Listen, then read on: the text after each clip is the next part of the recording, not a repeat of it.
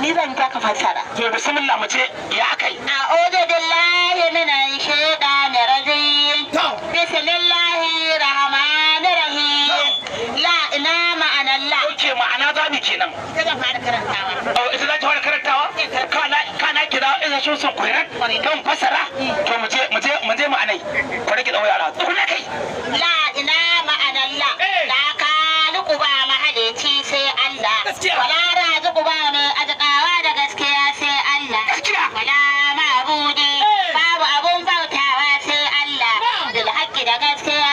La huwa rabbul ibadi. Sai da shi ne ubangijin talikai. Muhammadu. Wai Muhammadu.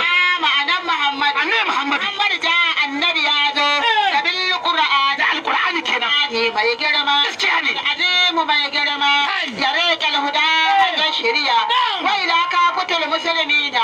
Zuwa daukakin larabawa. Walla ajami da ajamawa. Wa ila aljannati. Zuwa aljanna. Wa ya la ina rasulu. Ina ma'anar rasulu. Rasulullahi. Rasulu.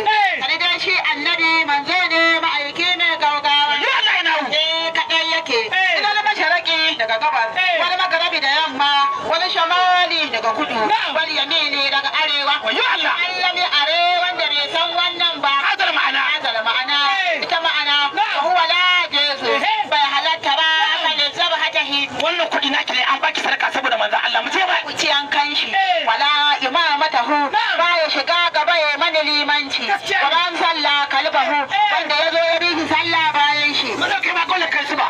Wani ke washe maka he. Idan ya dawo gida yayi alwala. A'a ke a shirin sa a jiwo alquran tun wara samun kuɗi. Yayi alwala. Wannan ma na ki ne a ina usa a jiwo ga naira 100 ga kuɗi nan gurin tusa cikin ajihunki.